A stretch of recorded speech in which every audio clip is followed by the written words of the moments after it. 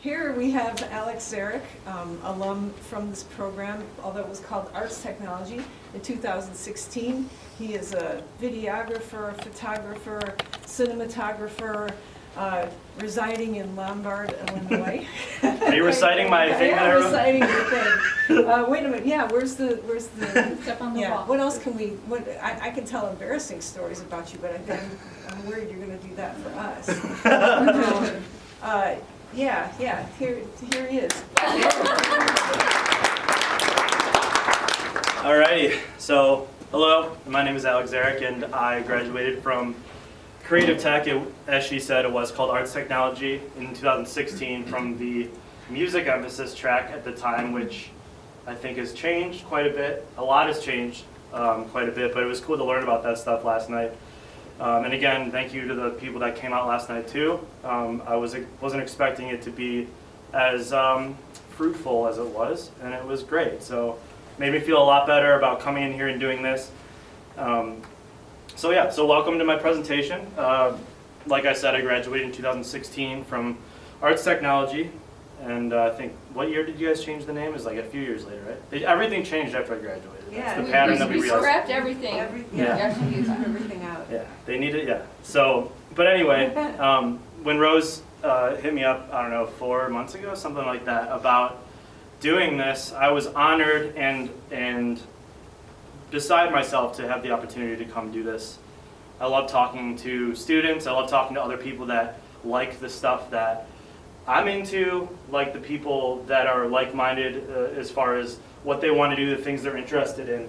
And so when she hit me up to come and do this, I of course said yes, but I immediately started thinking about, what am I going to talk? I mean, I knew I had to talk for a while, and I could talk forever about stuff, but how am I going to put this together in a way that's not going to be 3 hours long and still benefit you guys?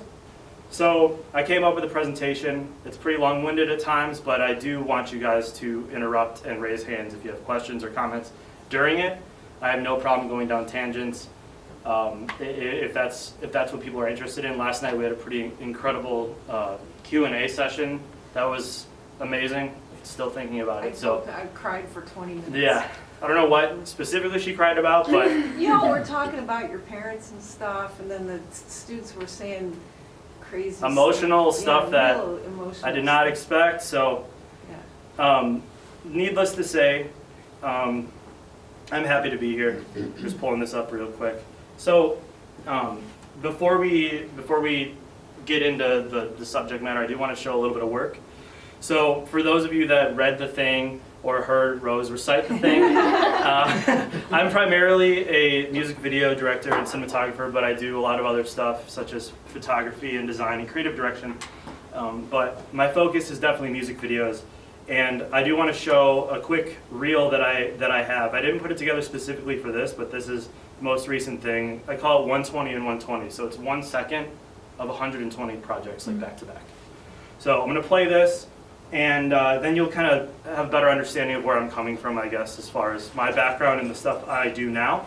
Let's see if this plays. Is the audio like already ready, or do I have to turn something on? Are you hooked up to the USB? Let's see. It doesn't look like the speakers are on. No. So the black USB? What am I looking at? Oh, sorry. Sir John, you want to Yes. help me? Oh, Ah, I don't have the USB. Oh, Oh wait. So you never did? You don't have this? No, I thought I was going to be presenting on this computer. Oh, So my new MacBook, unfortunately, is very inconvenient for this. how about... here, give it to me. USB. Oh, yeah, same thing. This one. I hear something. Yeah. It's coming out of my computer. Yeah. Something's getting disconnected. The MacBook should detect the Scarlett without a set of drivers installed, specifically for... Oh, the audio. Let's see. What is it? Scarlett 2i? Yeah. Sweet. And then the volume knob is, Is that on that receiver thing? it's on the Scarlett to your right there. Oh, okay. The gain here? Yeah, I think it's the big knob. Yep. Alrighty. I'm just gonna hover until you have audio and then Sure. I'll walk away. Sorry. Does he know we lost this? Does he know we lost?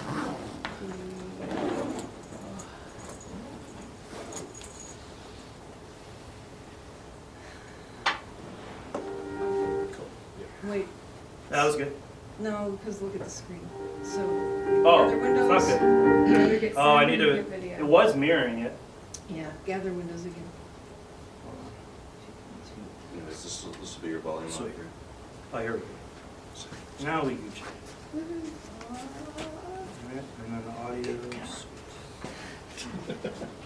it working? Yes, I think so. This is a great start to this, I'll tell you that much. Yeah, it is. It's our fault, we jammed up the space until 2 Yeah, o'clock. sorry about that. Honestly, it's not a big deal. I'm not worried about it. Just make sure this still works. Cool. So like I said, this is just a little sample of my stuff. It's 2 minutes long. Enjoy.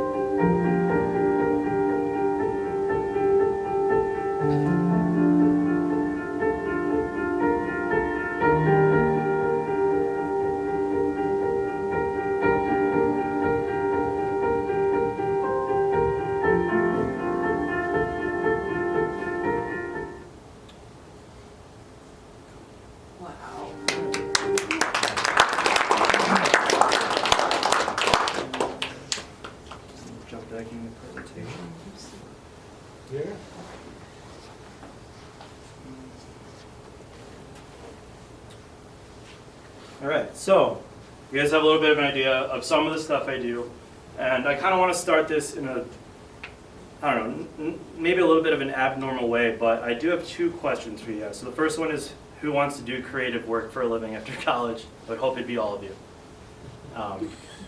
It's kind of a rhetorical question, but you'll see why I'm asking. So that's the first question. I think everybody raised their hand. That's awesome. The next one is, who wants to work for themselves and be a freelancer after college? Not necessarily full-time, but you want to do your own thing. What's your name? Reed. Reed? Yeah. What's what's your focus as far as work? I do a lot of live streaming, a lot of sound production. Cool. And I do photography as well when I want to get more into cinematography. Sweet. Awesome. So the reason I'm asking you guys about this stuff is I want to start by talking about the difference between doing something for a living and doing something as a hobby or something you're passionate about. So there is a big difference. So doing something for a living, there's a lot of great things about it. Obviously, getting to do the stuff that you love and you know, never working a day in your life or whatever they want to call it. But there's sacrifices that need to be made, and there's other opinions you have to acknowledge and different things where, you know, it goes from being this like thing that you do as a passion to being something that other people are counting on to help them, or whatever the setting is. So I want to talk to you guys about this stuff from the perspective of knowing, or thinking at least, that you guys are also trying to do stuff for a living. You guys are studying this stuff in college, so it would make sense that you would be. But I wanted to just point out that there is a difference. So everything I'm saying is coming under the assumption that you're trying to make money and gain clients and whatever it may be. I think somebody used the word clout yesterday. That was you. It's not, but I was. Oh no, it wasn't. It was the dude on the other side. Anyway, so I just want to lay that out there. But anyway, so there's going to be a few keywords throughout this thing in traditional presentation fashion. But the first one I want to talk about is communication. So some of you guys, I'm sure, read the little blurb that I put together for this, and maybe you looked up some of my stuff or whatever. And so you kind of know what I do, but the big point that I'm trying to make here is that being able to talk about what you do and explain it to people is like literally as important as doing the actual work. So it really does start with you. So being able to talk about what you do, whatever it is, whether you're live streaming or you're trying to do more directorial stuff, or whatever it may be, or trying to design a card game, whatever it may be, being able to talk about what you do and present it in a way that is understandable to people that know what you're talking about and people that don't is a thing that you kind of learn to do over time, but it's definitely a thing that's extremely important. So as for me, here's another point. You'll always be asked, what do you do for work? No matter what, throughout your entire life, you'll always be asked. And eventually you'll kind of come up with like a thing that you say every time, and it's all fine and dandy, but being able to talk about your stuff in a way that is perceived as professional and perceived as something that people are interested in and can respect is really important. So that being said, I'll tell you about what I do. You already saw a little bit of stuff here, but I primarily do cinematography, direction, and post-production in the video world. This is some of the stuff I've done. You saw a bunch of clips of the other stuff, and on the right side there's some of the more, I guess, popular things. But across many genres, across the entire United States, these videos were shot and put together over the last few years. The other thing that I focus on mainly is photography, and you'll see there's all types of stuff. It's band photography, family stuff, other things in that realm, but mostly adjacent to music. So I do work outside of the music world, but the stuff I like to focus on is in music.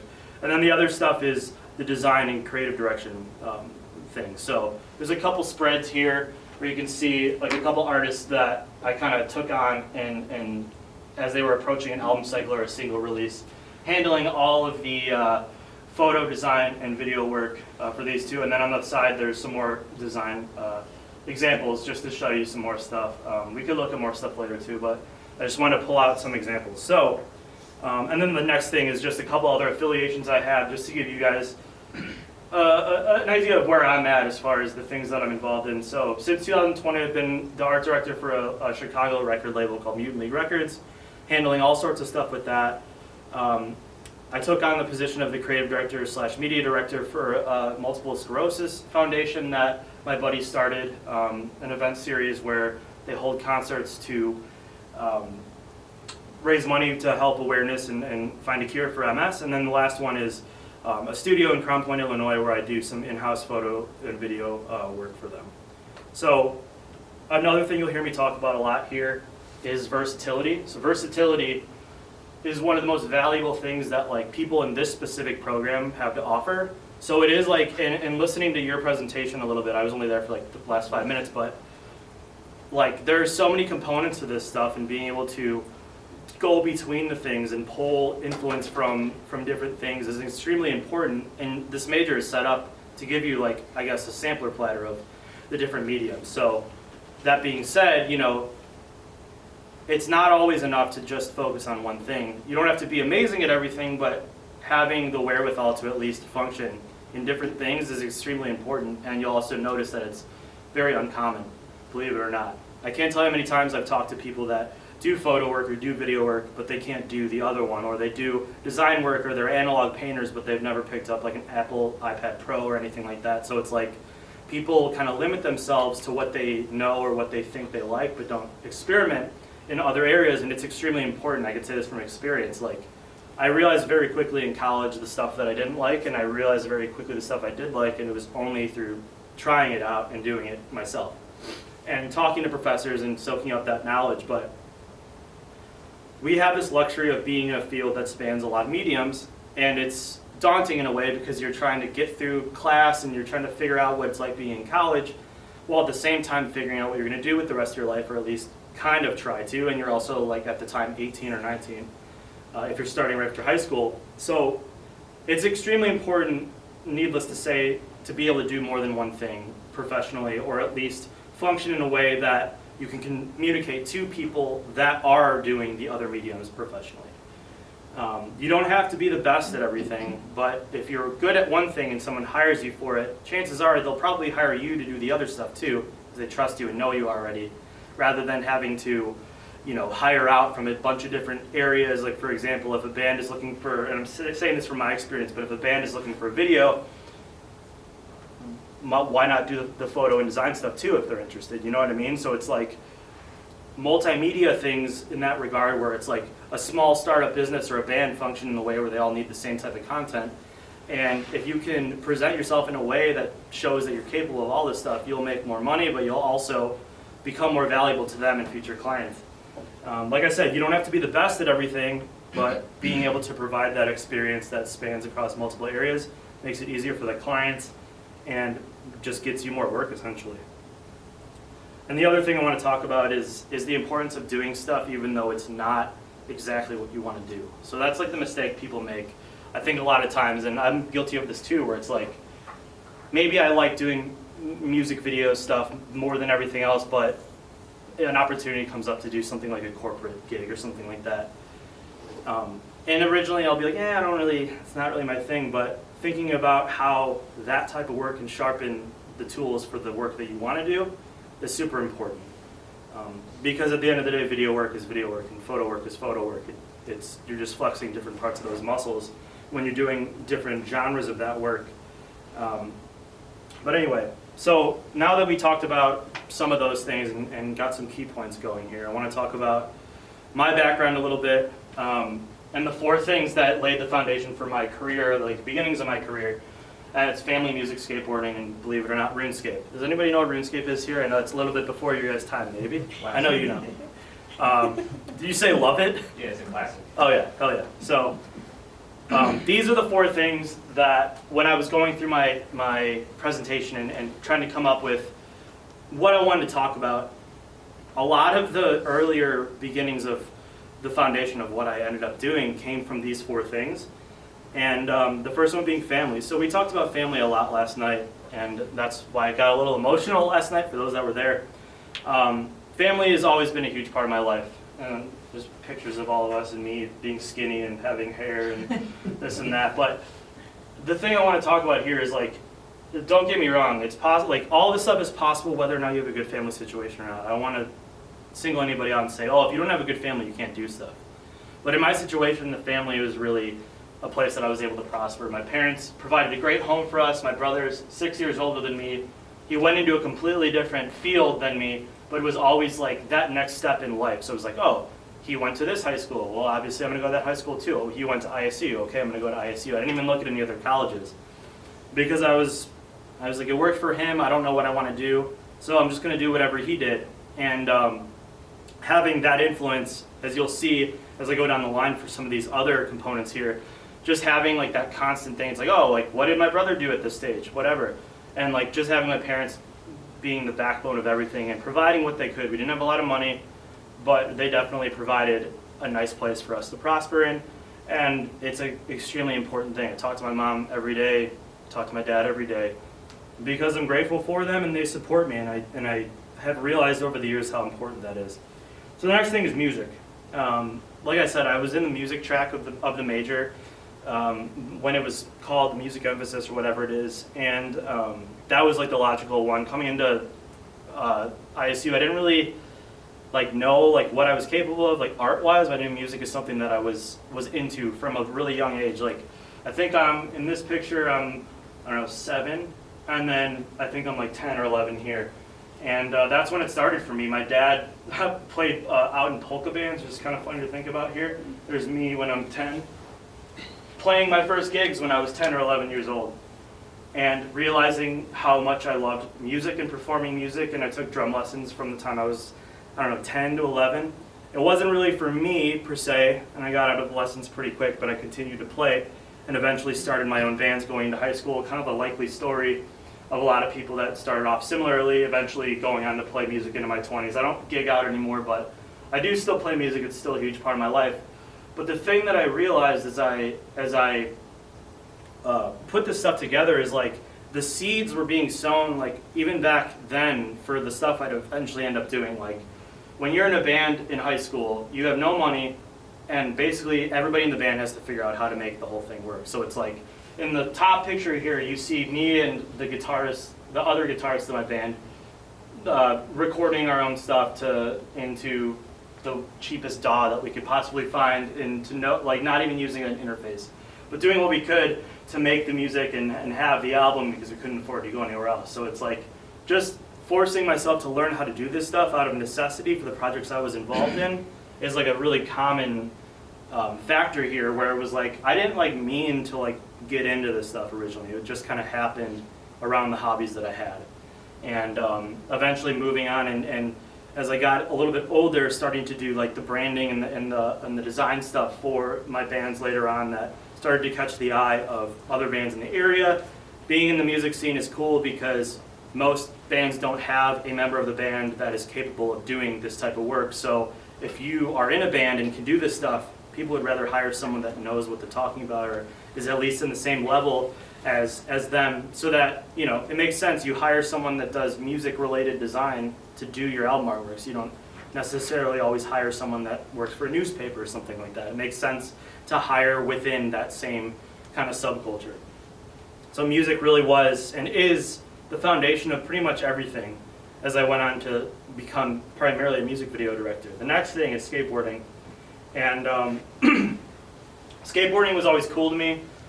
Tony Hawk Pro Skater 3 and 4 was kind of how I learned about skateboarding. My brother and I played it relentlessly. We listened to the soundtrack. That's how I found out about some bands. And the main thing that skateboarding did for me, though, looking back, is just the need and the want to capture the stuff on video. So skateboarding is really hard, pretty dangerous, and a lot of the stuff you're either only going to land once or you're only going to try it if you're filming it, because if you get hurt, you want to have it. If you land it, you want to have it. So skateboarding taught me the ropes on editing video, and this is just something that I had those little silver cameras that everybody's mom used to have that like could barely do video, like the Canon PowerShot or whatever.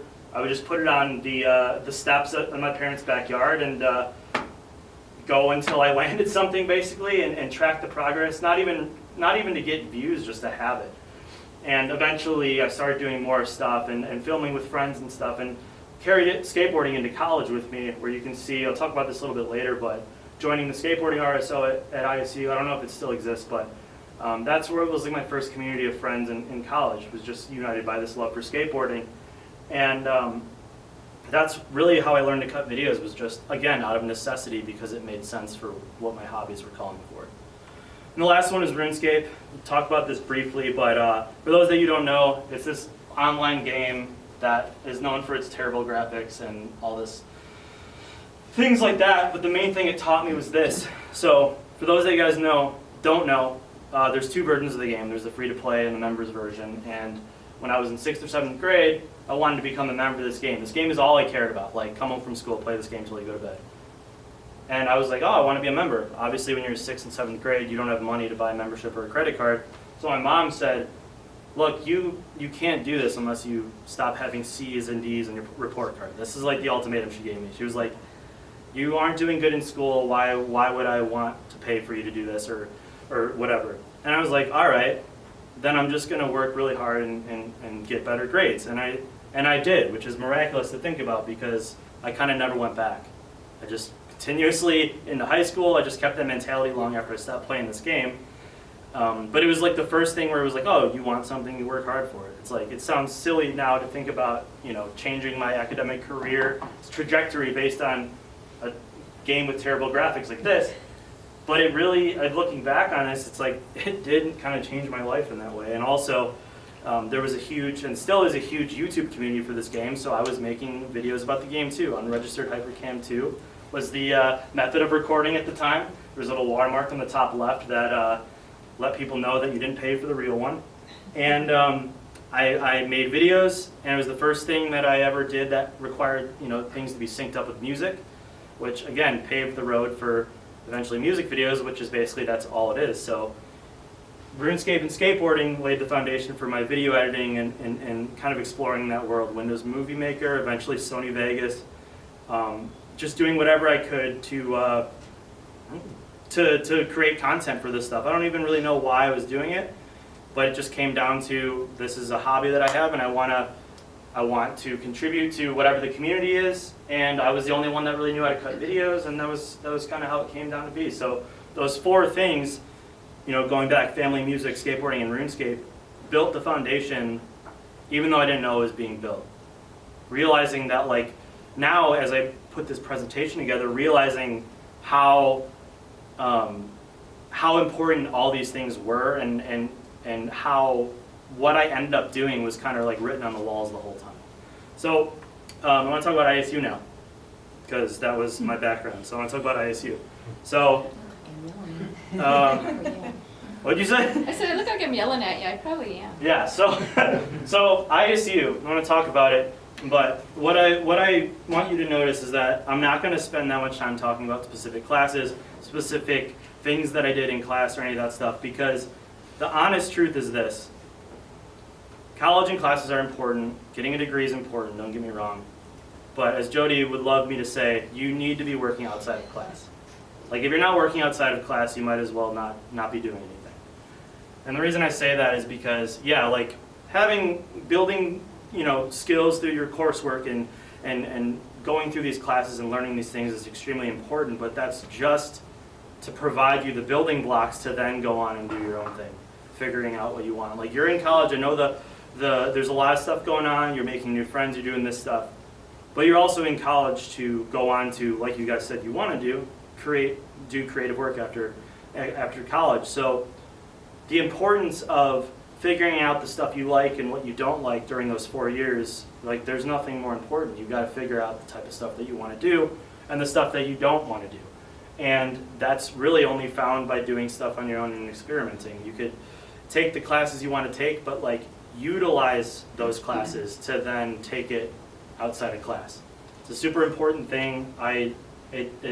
I almost like feel like I'm going to say it too many times today, but I know Jody loves that I keep saying it. It's the truth. Your portfolio is everything after college. Your portfolio should be mostly original work. Original work that you came up with on your own using the tools that the teachers gave you, using the knowledge that they instilled in you, and just taking it from there. Have fun, obviously, while you're in college. I mean, college is fun, ISU. The little things that the teachers told me between classes, or when I stopped in and talking to Jody, or like doing independent studies with Aaron and Rick, like utilizing that time with people that have been there and done it is more valuable than any assignment or classwork that you'll have. And that's just the truth. I mean, like I said, you can learn how to do a lot of the stuff online, but you can't get the knowledge firsthand online in the same way that you can if you're there and present and show up to things like this and utilize the resources you have. I mean, when I was here, I would constantly be renting out the photo studio. I would always be in the audio lab. I would be stopping in and talking to Jody for a couple of hours, doing all this type of stuff. And it wasn't because, I want to get a job after college, so I want to like show that I'm a good student. It was just like, it's all a part of the next thing, and it's dedication. It's enveloping yourself in the passions that you have, in the things that you like, and just immersing yourself in it. You're in college, you have this very unique part of your life that you are able to try things, fail, and then try something else. It's not like after college where it's like all of a sudden you need to make money. All of a sudden you need to apply to jobs. You need to worry about paying rent and mortgage, whatever this is. It's like you're at this part where you can really experiment and try different things. And that's kind of what I'm trying to get at is you have the tools to be these versatile, creative people, and the tools are right here for you to pick up and use. You just have to be dedicated and self-motivated. I know that's a lot harder to do than it is to say, but I do want to talk about my time at ISU a little bit more. I started as a psychology major for one semester, and it was cool, but as soon as like the research stuff started, I was like, I can't do this. It was just like, it was going to be too much. I had no interest in it, and I was also having a pretty hard time emotionally and mentally at the time, so it was something where it's just like, it's probably easier to drop out and go to community college or whatever. And at the time, this is like before I was ever really doing anything. I didn't start doing any like real creative work on my own until a little bit later, but like when I was in college, it was like, I always was under this assumption that if you're trying to do something in the arts or do something creative, you have to like already be really good going into it. It was like, oh, I was like, I can't really draw that well, like how am I supposed to do this? Or I did some video stuff back in the day, but how am I supposed to go and do it in college? Like to me, it was like an unachievable thing. And it ended up obviously not being true, but like finding a major like arts technology at the time, it was a thing where it was like, I think I might be able to do this. I mean, I've done some of this stuff. I could at least, you know, fill out the application and do the portfolio thing or whatever, you like send it in or whatever. At the time, that's how it was. And it was just like, all right, I guess this is the only thing on the ISU menu that I could picture myself doing. And things kind of just started to change from there. Like I went from wanting to drop out to, you know, starting to actually get stoked about life. I was in a pretty bad spot around this time, which was 2012, the fall of my freshman year, going into sophomore or going into the second semester. So once I kind of started to find myself and kind of got out of the darkness I was in the first semester, I was like, I kind of have to start getting involved a little bit more. So this is where things started to like elevate and ramp up for me. I joined this skateboarding organization called Skate Ilstu. I don't know if it's still around, but it's basically exactly what it looks like. It was a bunch of dudes that love skating. They would pick me up from Waterson. I lived in Waterson, and we would just skate. And they would host events and contests and all types of things. And I was stoked. It was like this community of people, like-minded people. And it was just a place where I felt like I belonged. It was new friends. It was great. And it also ultimately sowed the seeds for this, which Jody and I worked on a lot together. So when I was a freshman, I was sitting in Waterson and I was like, oh, it's really cool that dude made this student organization for skateboarding. Like, I didn't think student organizations could exist for like cool stuff, as weird as that sounds. It was like, oh, student organizations are for like, you know, fraternities or for whatever the forensic, whatever they talked about at the thing that we were just at. Like, it was never like, oh, like stuff that I would actually care about. And then when I saw the skateboarding stuff, I was like, oh, this is actually pretty sweet. I kind of want to do something like that. Like, what am I interested in that there isn't at college? And the answer was, again, written in the fine print of my life from the very beginning, but I loved alternative music. Pop punk, metalcore, hardcore, stuff like that. And obviously, it shouldn't come as a surprise. There was no student organization for that. I didn't know anybody else that even cared about this stuff until I made the decision to say, you know what, I think I could probably make a student organization too. I like how Skate Ilstu is. I created ISU Core, and then it just exploded. Remember, it was just like members like going crazy. It got really big really quick. And we ended up promoting shows. I learned a lot about music business and practicing things from music business, booking shows, like I said, hosting meetings, interviewing bands, being interviewed for the school paper. It was like all this like weird like success that I found based only on doing stuff that I liked and cared about.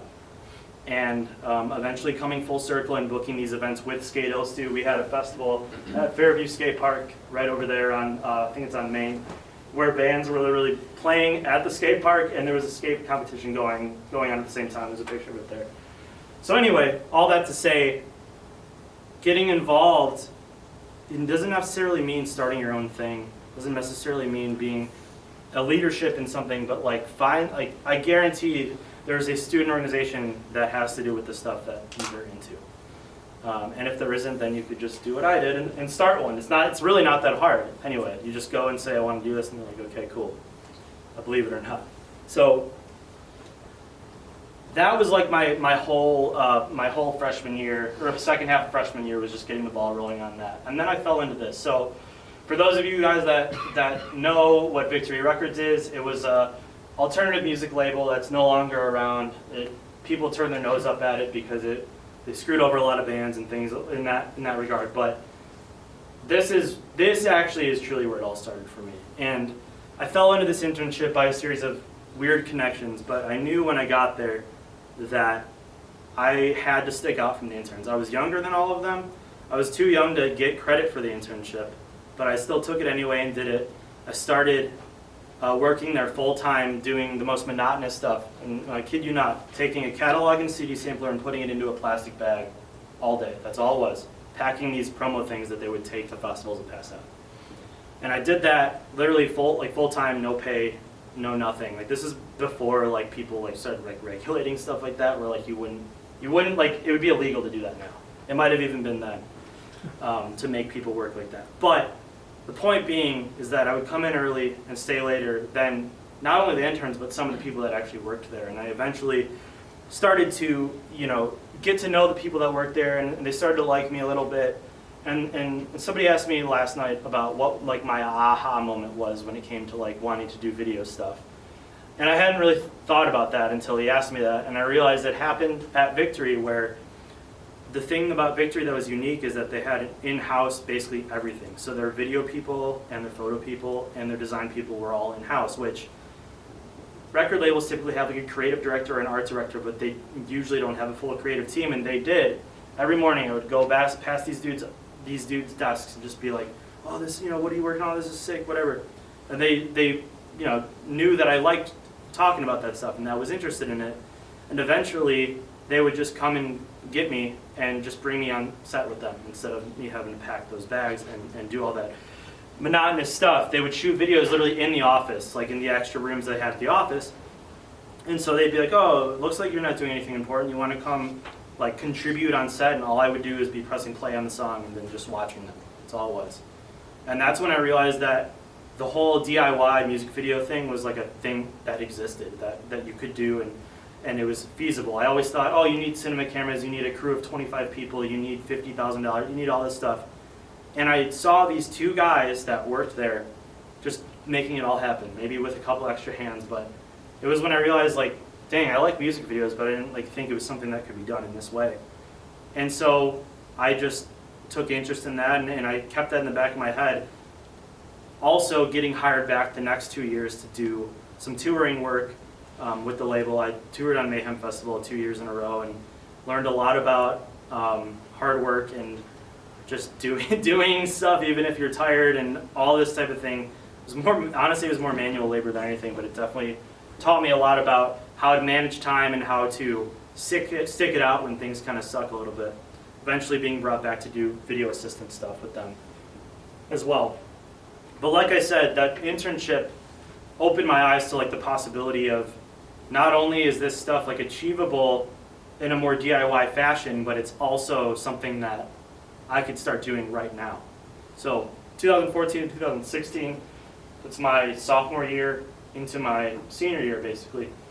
And it all kind of started to go towards this direction once I rented a camera from Rick. Let me borrow a camera from the program. It was like a T5 or something like that from Canon. And I don't know what it was about seeing like shallow depth of field through a camera lens that I was like, this is everything. I don't know what it was. It was just like, you could pick up this camera and like create this like beautiful thing with this device. And it didn't cost like $1 million. It was just like it was a DSLR camera. And I was like, I think I could probably buy one of those and start doing more of this stuff. And I was kind of already doing some photo and design stuff as well, but I took the money that I made off of tips from working at the Coffee Hound. I worked at the Coffee Hound for a semester, which was, somebody wanted to meet me there today, and I said no because I think they hated me when I worked there. That was also when I realized I wasn't cut out to do like a normal job, but that's besides the point. But getting that camera really started this era of just this growth and just this want and need to make things for whoever would let me and use my friends and family as clients and just do work simply because it was fun and it was cool and I would post it and people would like it, and it was it started to slowly become this thing where it was like a year ago I thought that you had to have it all figured out before you even start, and all of a sudden, like, now I'm doing legitimate stuff and starting to get paid for it. So a lot of it started with photography.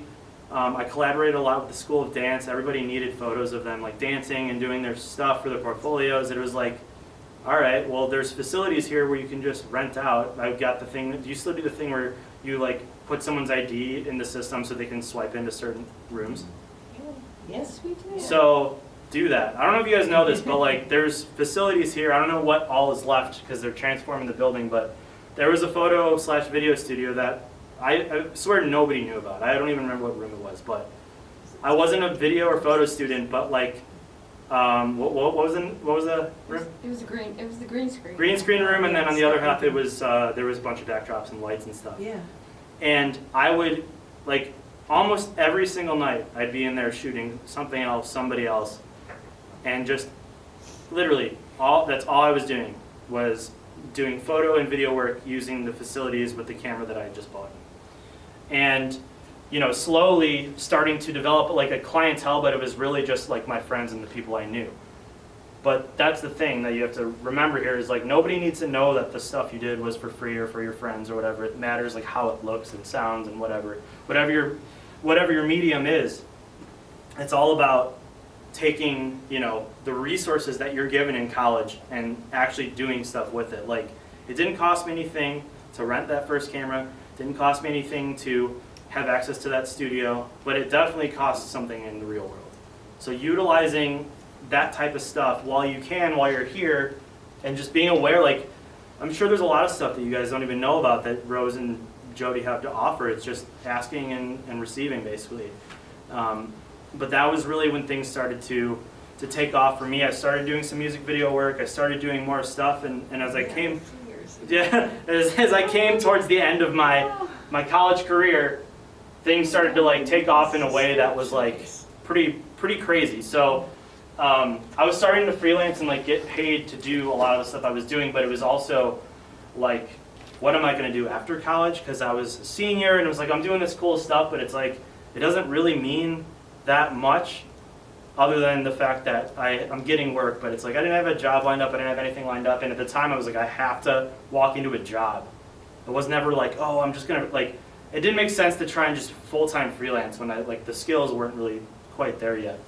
But a couple of specific things here. I got contracted to do this set of illustrations for Flanger's Pizza Pub in Bloomington, and that was just off of, do you remember Doan Winkle? Yeah. So like, That was like the weird ISU startup showcase stuff. yes. So I don't even remember how this came about, but Business professor. so there was an entrepreneurship professor named Doan Winkle, and I went to like some random presentation. Again, this is the benefits of going to all of this stuff and being present.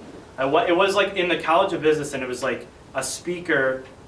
I have no idea how. I think you were even there. I don't know. It was. Do you know who Alex Bruton? Yeah, Remember that guy? yeah, It was his yeah. thing. So I'm sad that Rick had to go pick up Dow, but that was the first design thinking workshops here. So Yeah. Alex Bruton, he Yeah. spoke. At this point I don't even remember what his thing was, but Entrepreneurship. I definitely remember like me seeing Doan and being like, this is a guy I have to know. He just had that like that cool kind of like I'm a Yeah. professor. Like he talked like that too. It's kind of funny. Yeah. But I remember going up to him and he is gone, yeah. Yeah. But I remember going up to him and getting his card and being like, I don't know what I'm gonna use this for. But I shot an email to him, hey, whatever, like I was there, cool. And we started chatting. I think I met up with him in his office or whatever, but that's how this project happened. And it's just crazy because I wound up at this thing with you and then this happened. Looking back, it's kind of silly to me that like I got hired to do this like portfolio of illustrations when I'm like not necessarily like an illustrator, but it's again something that I knew how to do enough to be hired to do something. And the dude liked me, and you know it was cool, but that's kind of where I started to realize like, wow, not only like do people want this type of thing, but it also can pay good money.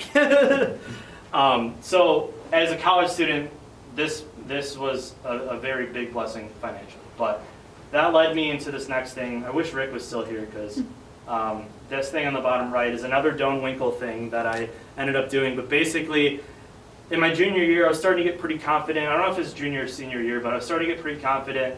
And I was hanging out in the school business a lot, which nobody from art does, but you should.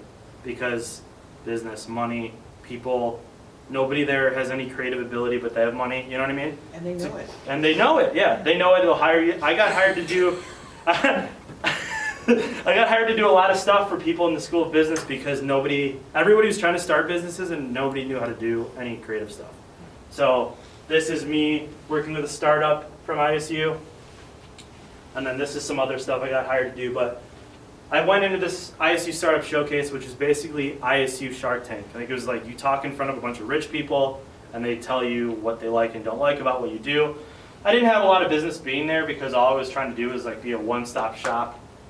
And it wasn't something that was original or whatever, but it definitely put me through the ringer of coming up with a presentation and talking to hundreds of strangers for like the duration of the thing over and over again. What do you do? Oh, what is this? Oh, tell me about this. And just kind of like, this is the first time I've worn this jacket since that too. But I used to have hair. But yeah, but the point being, like, I didn't win the showcase. I didn't get anything out of it other than the fact that I went through it and saw what it's like to like put together a proper presentation and put together a speech like this, because you had to speak for 20 minutes in front of like millionaires and billionaires. Yeah, it was just you too. You It was just me, yeah. Yeah, because the other groups. It was had like a couple groups, people. and it was Yeah, just yeah. me. Here's Yeah, I the stuff I remember do. Was Here. that at the hotel? Yeah. Yeah. Yeah, it was at the Marriott. This is still going on. Startup Showcase Yeah. is Yeah, it still still goes going on. So, like I said, didn't have a whole lot of business actually being there. Like as far as like, I was a semi-finalist though, which I don't know why or how, but regardless, I presented this thing and it was cool, and I had all this stuff made, and I had my reel at the time playing on a TV, and I had like a book where people could sift through, and it was like, it was an experience that I'll never forget, because it was like, damn, like this stuff is taken as seriously as business is, and is as important as business, if not more. And I connected with a bunch of people that were at this thing, that were parts of the other companies. I ended up branding the winner of the contest. It was just like, all right, I'm not gonna win, but I'm gonna still do stuff from it, you know? Yeah. And that's the whole thing. It's like, I talked about this last night, the chiropractor story, I could tell again, but it's just like, everywhere you're at is an opportunity to meet someone and talk to someone and turn it into an opportunity for work. And it's crazy, like I have so many weird stories where I was just in random spots and I just ended up somehow making a client out of the most random people. And it's not like I'm out there like, oh, who can I talk to, you know, convince to work with me. It's just like, you start to develop this attitude where it's like, if you're working for yourself, you are your work and you are your brand 24/7. So anybody you meet at a bar, at the gym, anybody, you never know where your next client is coming from, and you never know where the relationship is going to come where the relationship is going to blossom into from there. So I graduated. And this is 2016. I look like an idiot there, and that's my cap. That's all I have to say about that. But this is a huge question that I think some of you guys are going to have. So, is anybody seniors in here? Seniors, cool. So, I just told you all the stuff that I did. Like I was going above and beyond and doing all this crazy stuff, and yet I still didn't have a job lined up going like into like post graduation. And to me, it wasn't like, oh, I'm a failure, but it was like, damn, I did everything. I felt like I did everything right. I just worked really hard. I had my hands in all this different stuff, and just the wrong place, right place, wrong time, whatever. I ended up, applying to a bunch of different jobs, trying to get jobs at places that I thought were cool, and just kind of setting the bar super high, because I was like, I wasn't getting cocky, but I was like, oh, I kind of paved the way for myself to walk into like a cool job, and I didn't get it. So I had everything planned out. I remember Some Odd Pilot was Chris Iconseer or whatever. You knew him from the scene back in the day. Yeah, probably. Yeah. There was this cool creative agency that it's called Some Odd Pilot, and it was like the place I wanted to work. It was like a high-end digital marketing / creative agency, and they did stuff for like all kinds of huge brands. And I was like, that's where I want to be. I'm gonna get this job. And I sent emails relentlessly, like over and over and over again. That's a point that I will talk about later too, but never be afraid to follow up on stuff too. As much as you think you're annoying people, it's like, if you're annoying them, cool, then whatever. But like, if you follow up and are persistent, you might get a shot. I was like, oh, I'm never gonna reach out to them again. And then I called them one more time. Someone picked up the phone and they got the interview. And I was like, okay, it's set. I wish Rick was here again because he helped do prep for this interview. I put together this crazy thing. Like I had this wooden custom box with my logo burned into it with the company name. I had a wooden flash drive with my logo burned into it, and I had all these like crazy letters of recommendation that I gathered just for this and this grand presentation. And then all they said at the end was, "Okay, cool. Like maybe we'll hire you to do something sometime." I was like, "Oh, I'm gonna get a job," and then I was like, "Damn, like that's not how it works." And that was like, shit. Maybe even though I did everything right in college, doesn't mean that I'm ready for that job right away. And it was a little bit discouraging.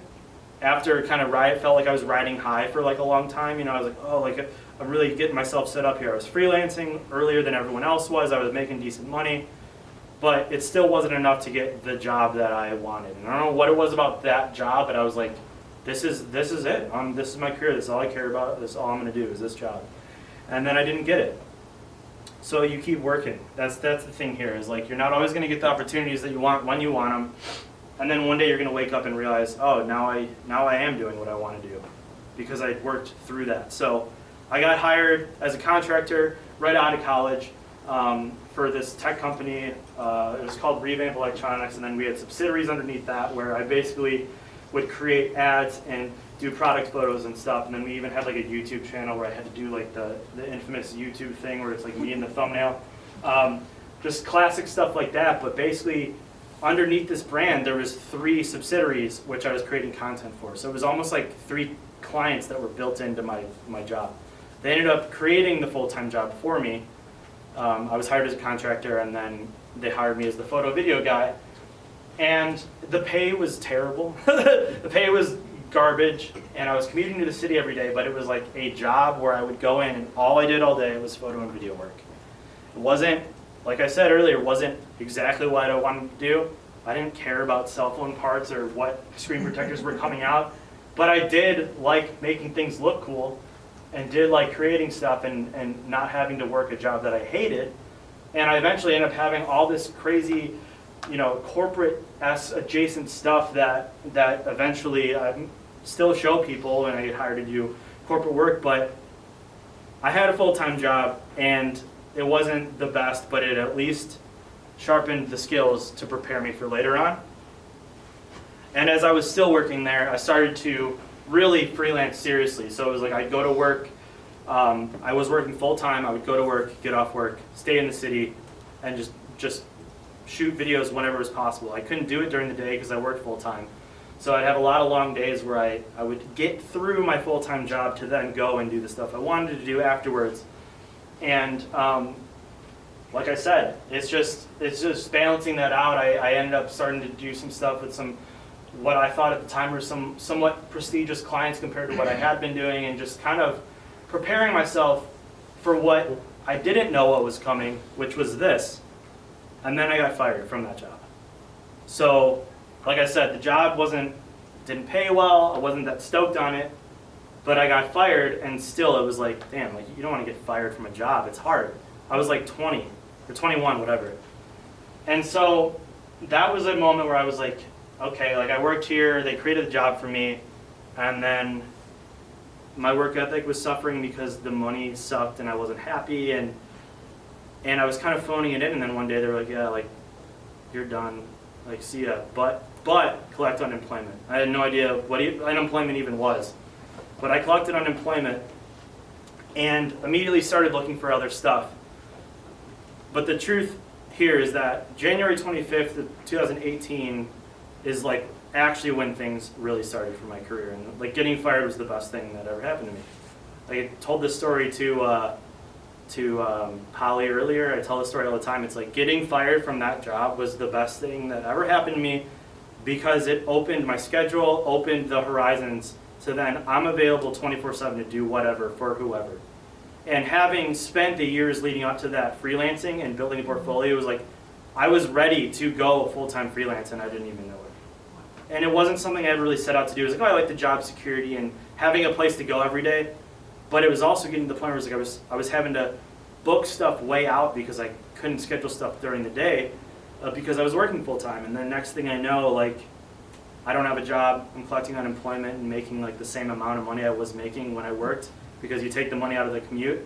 It was like I was like working and I wasn't working there anymore. It was like the money, I was making the same amount of money for not working there, which is silly to think about. But that being said, that day is what started the next era of my career that I'm in now, where all of a sudden all these opportunities open up. I have enough work to show. I put my reels together, I put together all types of things, best representing my work, to then start showing to people and being like, hey, I'm more available now, like, you want to do this? Like, I'll do it for cheap, I'll do it for free, I just want to do more stuff. I was making money off unemployment, so I wasn't like poor, and I was living at home, so it was like, this is the time to sharpen the tools, like I said, and just go all in on this stuff. Eventually thinking I might end up with like another job or something, or I might get another creative job. But from that day on, I just never got another job. I was a freelancer from January 25th, 2018 until now, and that's all it's been.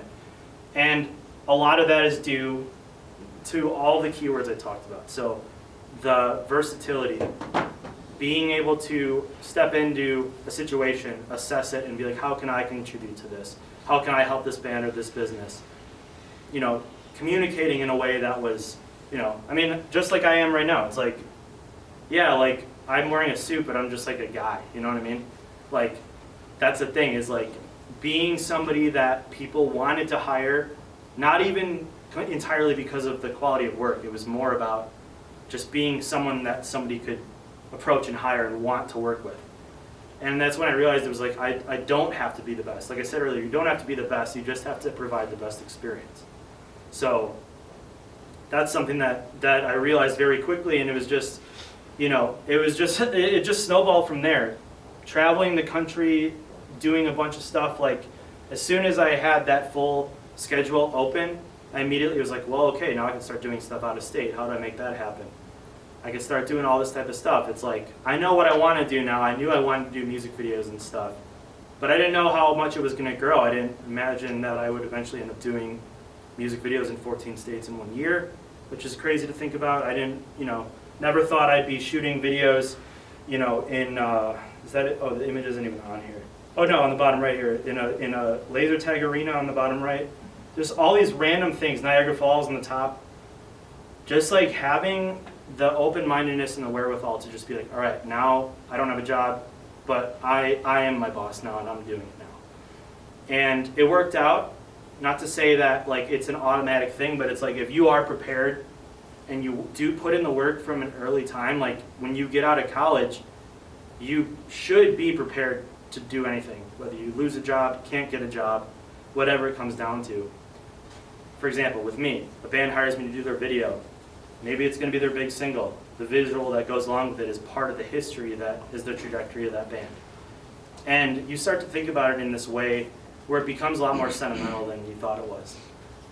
And that was a point that did well last night, and I didn't think it would do so well last night, but like understanding that what you're doing is important no matter what it is, and that people can't do it without you is even more important. And here's a couple things I learned along the way as I wrap up. I said this earlier, let your friends and family be your first clients. So if you're trying to do work with bands, you're trying to do work with musicians, I guarantee you know someone that has no money and is trying to do music. They're everywhere. They're everywhere. People trying to do that. Let your friends and family be your first clients because it's low risk. You know, they're not paying you. You're doing it for free. And they want you to succeed, and they know you and trust you already. Do things for free. I've said this a million times. But the most important thing you can do when starting out is just doing things for free. I made this analogy last night where if you're hiring someone to make a birthday cake for your kid's birthday party, would you want someone that just shows up to collect the money and is doing it just for a job? Or would you want someone that like for 20 years made cupcakes and cakes for every little family get together until they finally started doing it professionally, and then all of a sudden they give you this delicious cake and you know that they actually cared about it versus just, oh, I have a job. It's a big thing to think about. It's weird. It's a weird analogy. I don't know where that came from, but create work, find what you love, and worry about money later. Because if you do what you love and you create work and it's good and you're cool and you do all the things I talk about, you will make money off of it. It's a fact. You will make money. Your portfolio is everything. Work on it now. Work on it yesterday. Keep building. Keep making stuff. Be cool and relatable.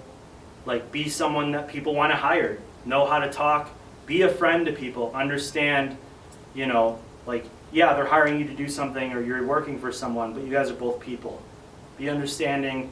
Be a good person. You know, it sounds like it goes without being said,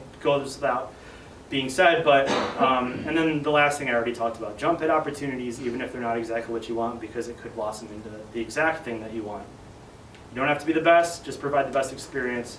And this is one that I thought of actually last night, but pay attention to the people you meet and work with, because 2 years from now, you might end up working with them on something, or you might call them in for a favor, or, you know, whatever it may be, but like, pay attention to the things people tell you about themselves.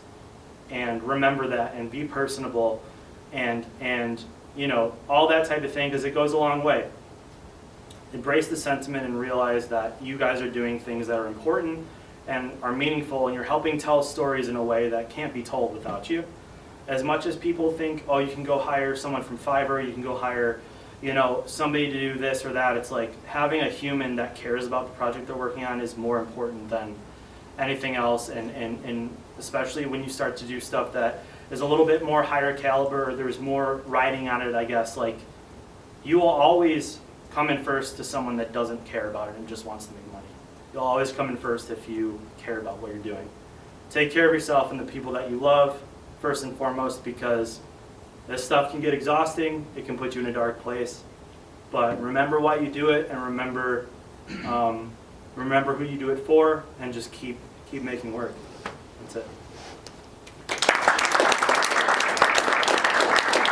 So I have, I don't know if there's interest to see this. I have like 5 or 6 minutes of like video clips of like unreleased stuff that I've done recently that I could show, or we can do a Q&A first, whatever you guys want to do. I don't know if anybody has to leave. I'm open for a Q&A, same thing that we did last night. If you guys want to see more work, whatever it is, you guys tell me. Want to do the Q&A first? Sure. I'm open to whatever it is. And thank you for listening. I know it was long. I'm sorry. What's up? So, no, when you were starting to like release stuff, Yeah. how did you get out of the rut of like not worrying about other people's opinions on what you release? Because I have been in that for a few years. Yeah. So give me an example of like something that So, you like my music production, Yeah. I make music, and every day I am incredibly scared about posting it Yeah. because I don't want people to judge me. But Do you want people to hear it? yeah, Yeah.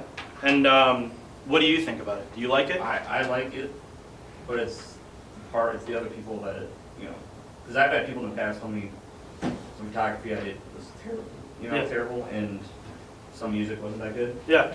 but I know I have to like it myself, Yeah. and that's the Yeah. best thing. That is the most important thing, and also like, you know, putting it out there at all is enough. Because that's the thing is like, you know, I'm assuming a lot of the stuff you do right now is like because you want to do it and you like it, and those are the things you like. And you're still learning too. I mean, what year are you? I'm Jody, when am I? You're senior. I'm like a senior or something. I've been in You're school for a leaving while. soon. Yeah. So you're still figuring it out. But the most important thing that I'm hearing is that you are actually doing it a lot.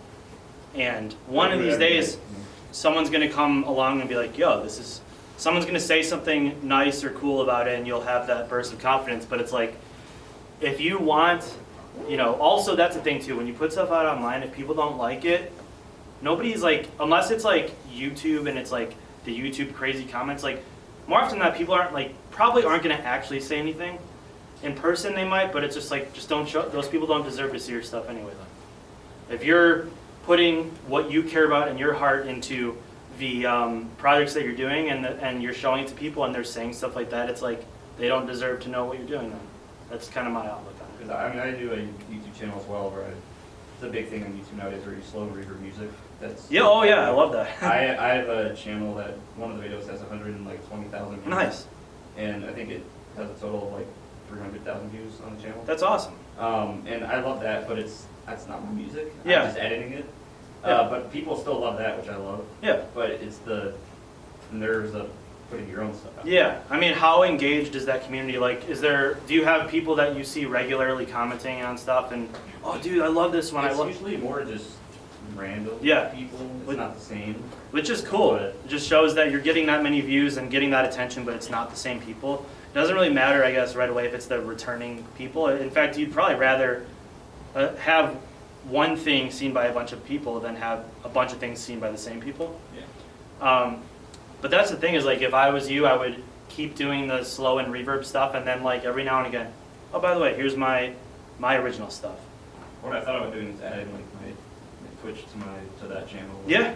Putting it all kind of in one. Yeah, it's like Twitch. I know Yeah. Twitch highlights and stuff like that are really popular. Yeah. Where, you know, that's the thing is, like, you'll never escape the judging eyes of the public ever. It's just like doesn't happen. But you will eventually escape being your own worst enemy. It sounds like that's what you seem to be right now. Is just like you're your worst critic, but you're doing. First of all, anybody that's commenting that probably isn't doing anything. You know, so, and the people that are doing stuff, and these people will lift you up anyway. So it's really just about, it is, I mean, it's easy to say, oh, just push through, like, you'll do it, but, I mean, that is kind of really all you can do, is just, if you like doing this stuff, then do it. And, you know, whether or not that blossoms into a job, or, like, you get enough streamers to, like, pay your rent with, like, the, I don't know, Twitch is like you pay, like, monthly or whatever, right? You can support the channel. I've gotten 2 payouts, which was nice. Which is cool. So it's like you're already, you know, at least you've gone past, oh, I don't want to get made fun of, or I don't want to do this. Like, you've at least gone through that and been like, all right, I'm going to do it anyway. And it's really just pushing forward from there. And that's the best advice I can give. But, and that's the thing is, like, the motivation, it should just be motivation to just keep doing it and keep sharpening it, your tools. If somebody's commenting bad stuff, it's just more of a reason for you to get back there and do more. But the haters, like, they'll leave a comment and then go, I don't know, eat dinner and never think about it again. It's not like there's people waiting for you to release something so that they could shit on it. You know what I mean? Yeah. So that's, I know it's not great advice, but it's kind of like, great. Thank you. I think that's great advice. oh, cool.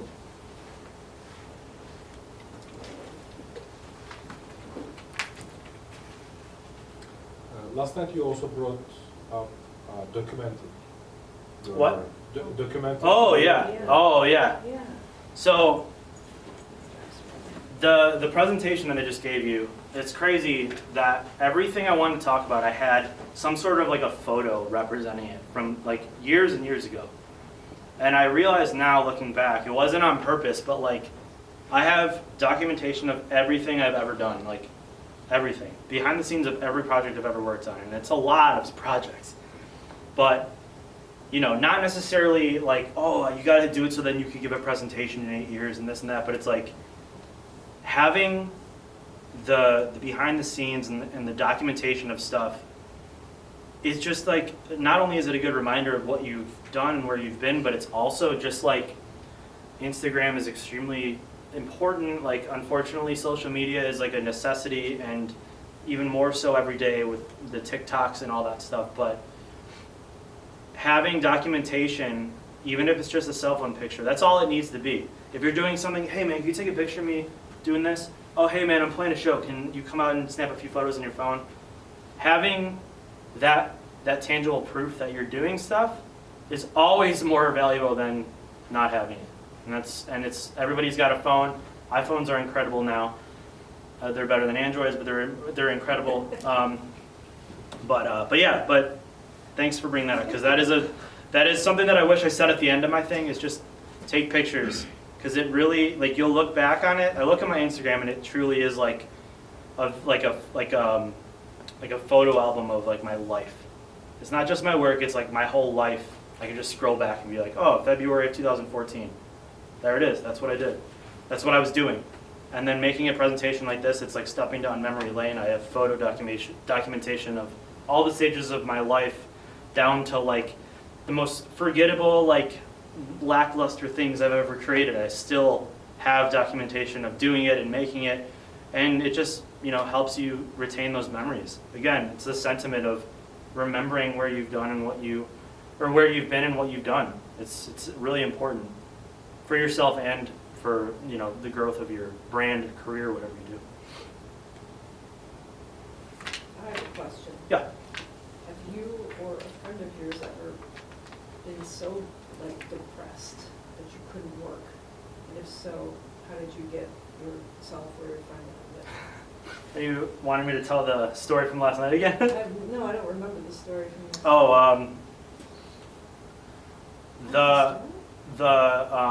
well, I told the thing about the video gig that I brought someone onto after they posted something sad. Yeah. I mean, the thing is, I see, you know, you're talking about, and then I did this, and then I did this, and then I did this, Yeah. and I did, and I know some students who can't Yeah, because they're so depressed. yeah, That, and I don't know what to say, Yeah. like, well, just go do stuff, you yeah. know? And yeah, I'm glad you brought that up, because I don't want it to seem like I'm like, hey, like I did all this stuff and it was easy and like there was never bad times. Like I just told you, I almost dropped out of college.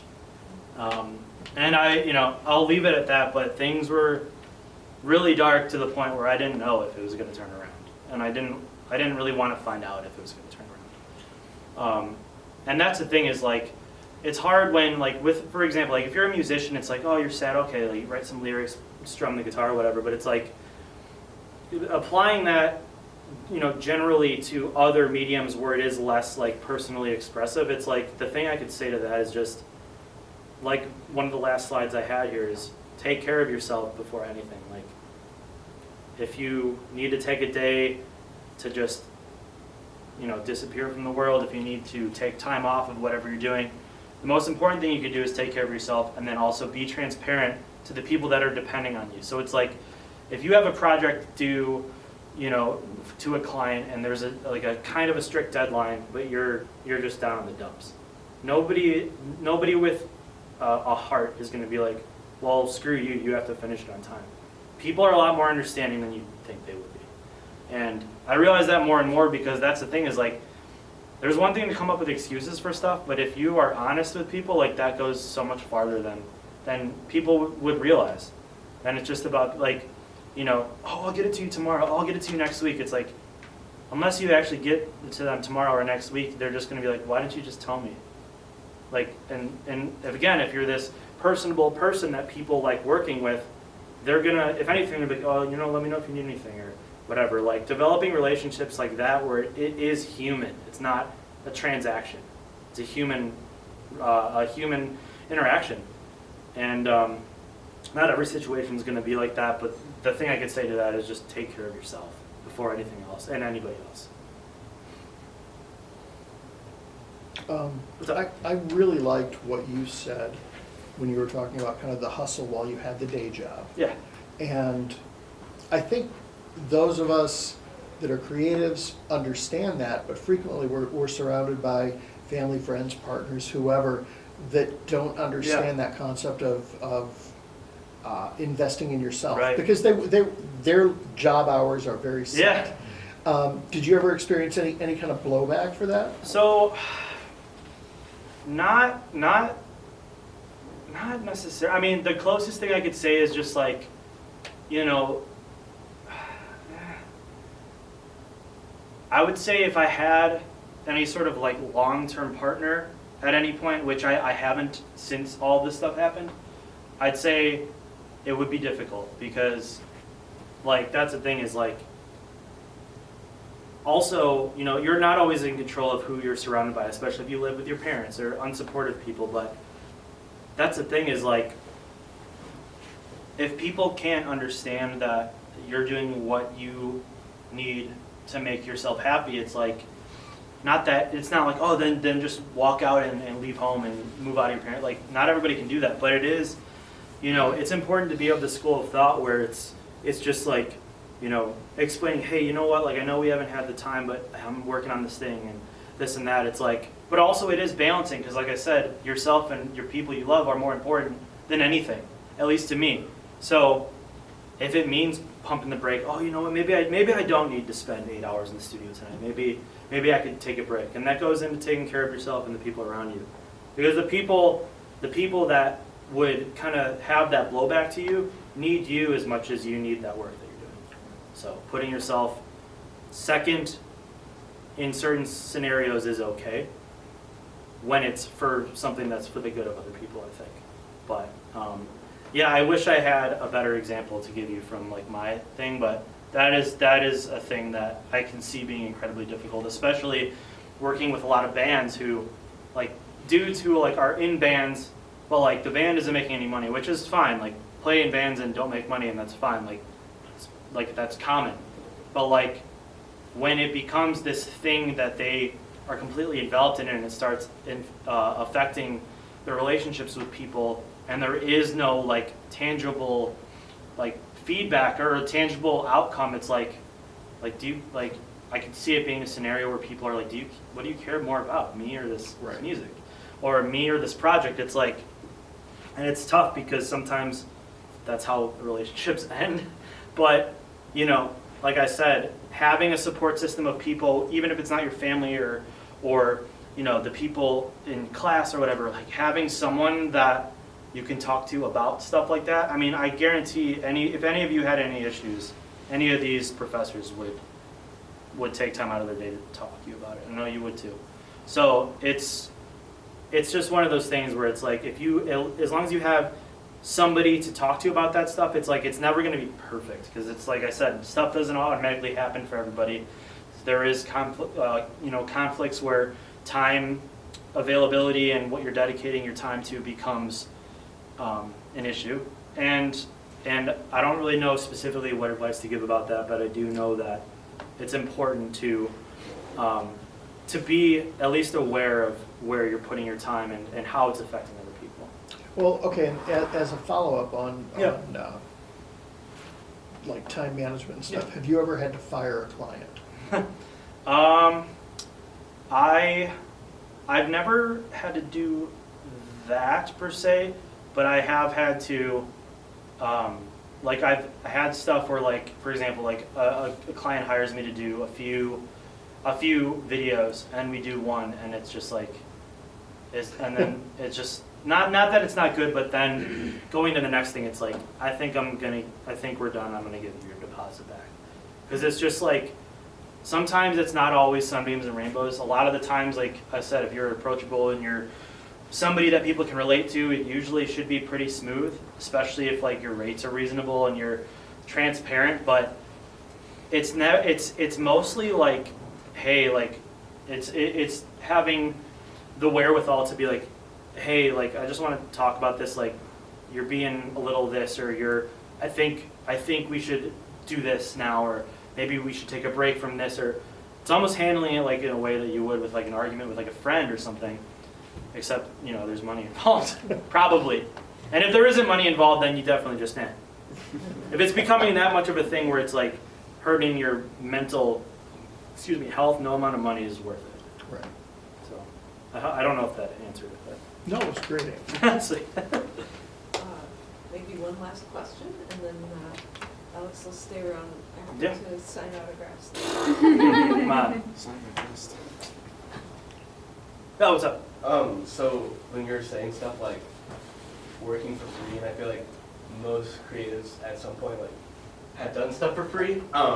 When you're trying to get to more of like the professional business aspect and you're like pricing your work, I feel like it's kind of like a gray area for a lot of like young people. What would you say is like your take on like progressing from going from like undercharging like a lot to like what you actually think your art should be like worth? So, yeah, that's a good question, and it's like kind of similar to some stuff I talked about last night too. I'm trying to think of how I answered it, but